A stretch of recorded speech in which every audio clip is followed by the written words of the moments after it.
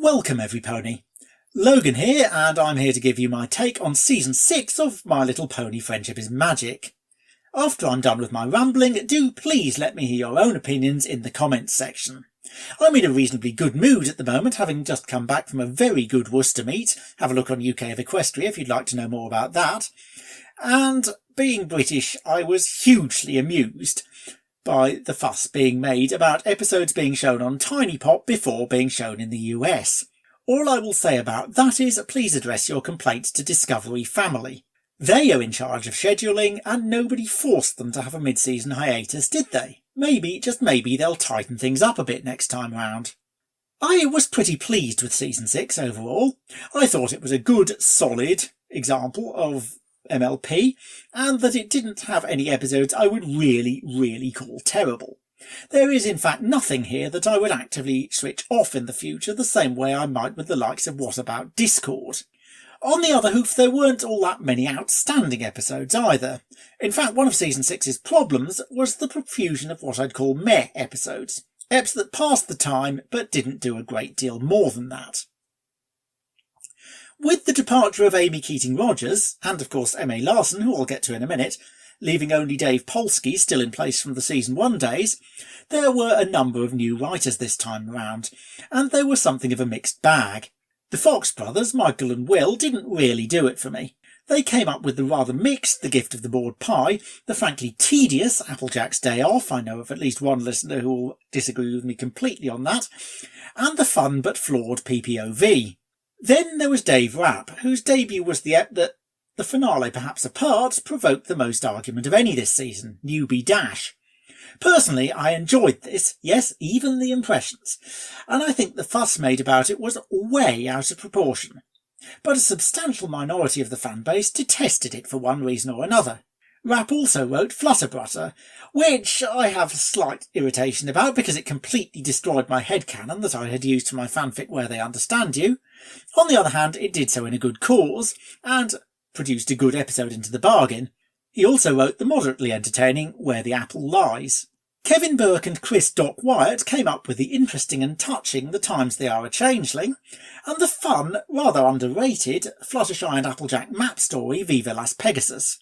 The somewhat mysterious FM DeMarco brought us just one episode, 28 pranks later, which I can't really say was one of my favourites. There was also Jennifer Skelly, who came up with the excellent Buckball season. I'll be talking about that later on as well. That leaves the one and only Michael Vogel. This guy has been working on the show for years, but Season 6 was the first time he'd written for it. All I can say is, why didn't he do it sooner? Nearly everything he touched turned to gold. He started out with the superb A Hearth-Warming Tale, moved on to the rather mixed Spice Up Your Life, the hilarious Stranger Than Fanfiction, the fascinating Every Little Thing She Does, and of course, that finale. That is one hey of a strong collection in my book. Now, I mentioned M.A. Larson earlier. He left after Season 5, having done Slice of Life, Mending Fences. He has made one or two comments since about Hasbro and the writers perhaps having a little bit of friction between them, and that bothers me a little bit. For example, he said that back when he was writing Season 1, he had one note from Hasbro when he was doing the Cutie Mark Chronicles. By Season 5, he was getting pages and pages of them. He also seemed to be unhappy about the extra influence that DHX themselves had. He put it a many cooks situation.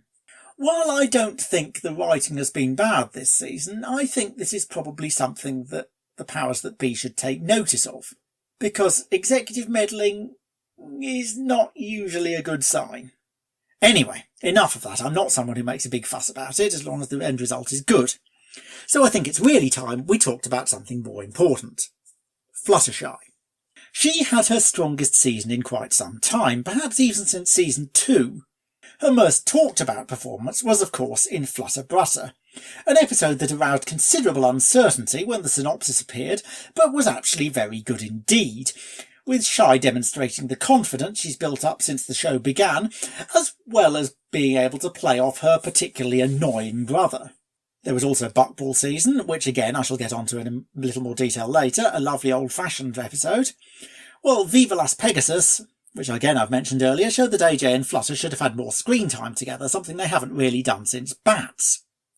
Fluttershy also showed well in several supporting roles elsewhere, although I could really have done without the room of crying Fluttershys in the season finale. Mention of the finale brings me neatly on to Starlight Glimmer.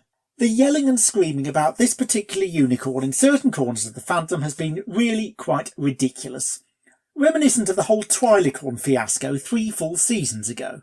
I do sympathise with those who think that her character needs to be filled out a little bit more.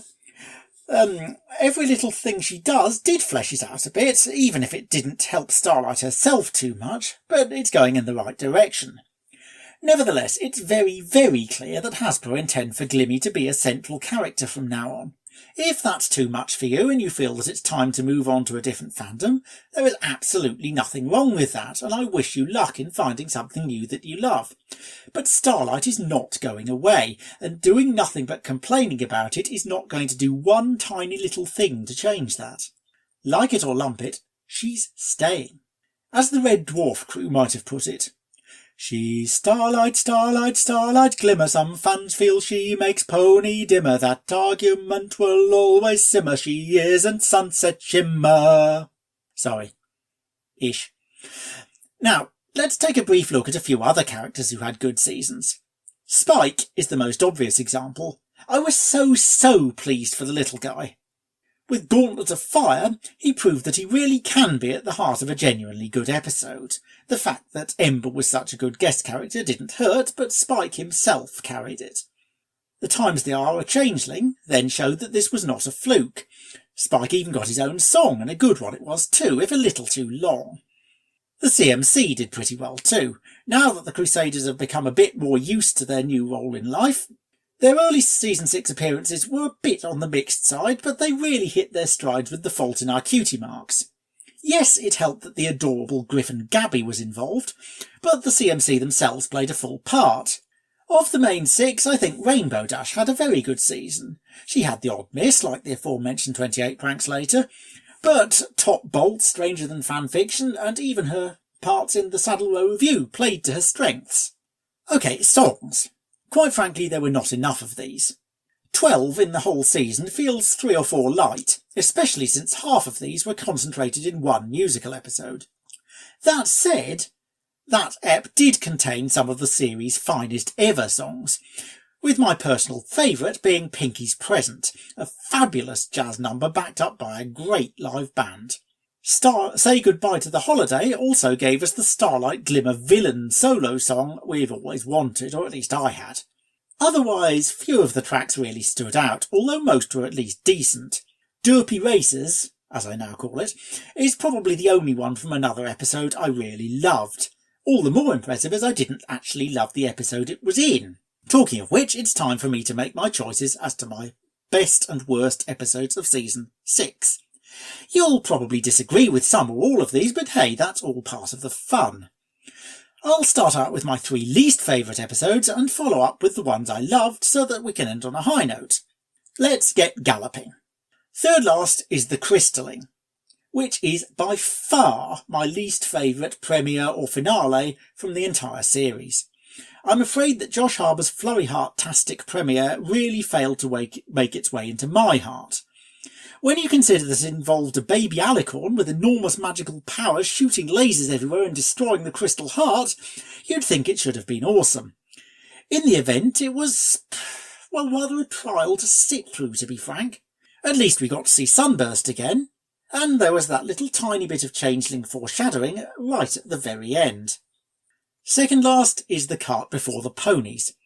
As a brony and a motorsport fan, I found this Cutie Mark Crusaders episode an immense disappointment. That was largely thanks to the unconvincing characterisation of Applejack, Rainbow Dash and Rarity. The elder sisters seem to have forgotten about 4 seasons worth of character development, and boy did it show. Ed Valentine wrote Flight to the Finish, a far superior CMC episode back in season 4, so I was unpleasantly surprised by this one. The absurdity of the track design, completely unexplained, was just a further indignity. Really, the only good thing about The Cart Before the Ponies was its song. Derpy Racers is indeed still bouncing around my head today. And bottom of the heap, Applejack's Day Off. Now, before all you AJ fans accuse me of bias and ponyism here, I will say that I really hoped this episode would be a lot of fun. I like Applejack. I think she's been underserved. Unfortunately, it wasn't a lot of fun. It was something that very few MLP episodes have ever been, just plain boring. Almost nothing happens for the majority of the ep, and the Fox brothers really did not cover themselves in glory. Still, I think that's more than enough negativity. Now let's move on to my favourite episodes of the season. Since I prefer being positive to complaining when it comes to My Little Pony, I'm going to pick 5 of these. In 5th place is the Saddle Row Review. This just beat out Flutter Brutter for its sheer novelty value. Nothing like this structure had ever been tried on the show before, but Nick Confalone really pulled it off. It's one of the funniest episodes, though, as we'll see in a minute, not quite at the top of that particular list, and it gives all the main 6 a chance to shine.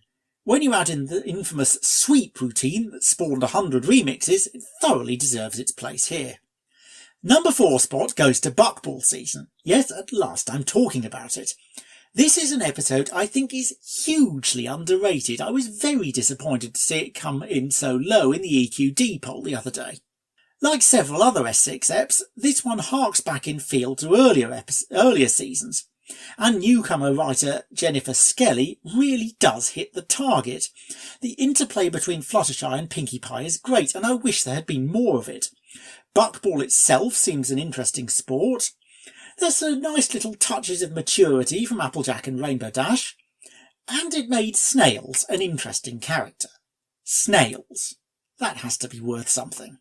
This is an episode I rewatch quite frequently. The bronze medal winner is Stranger Than Fanfiction. If you have ever been to a convention, not even just a pony one, the first third of this episode is hilariously accurate. Josh Harbour and Michael Vogel serve up a pitch-perfect take of the whole con and indeed wider fandom scene, and they do it with a verve that makes it seem as though it's affectionate rather than insulting. Then we shift into adventure territory, but everything remains fun, largely thanks to the excellent portrayal of Quibblepants by none other than Patton Oswalt. He and Rainbow Dash spark together brilliantly. MLP has a great track record with its guest stars, and Oswalt keeps that winning streak going. My runner-up is the season finale, To Where and Back Again, also a Harbour-Vogel co-production. While I'm still not entirely sure how I feel about the mass changeling reformation, or about the creature's new look, the episode itself was tremendous fun. I saw it at first on Tiny Pop, but then again in a crowd at UK PonyCon, which was a brilliant experience and thoroughly enhanced my enjoyment. Nevertheless, the brave, risky decision to rely on what Discord called quite the collection of secondary characters paid off in spades. I actually really liked Trixie for the first time during her fantastic double act with Discord. It's a shame the replacement main 6 were quite such bad actors, and that the princesses were sidelined too easily, but you can't have everything. And of course Chrysalis didn't follow the expected Reformation script. She'll be back, I'm sure of that. And my favourite episode of Season 6 is, some of you will already know, A Heart's Warming Tale. Michael Vogel yet again.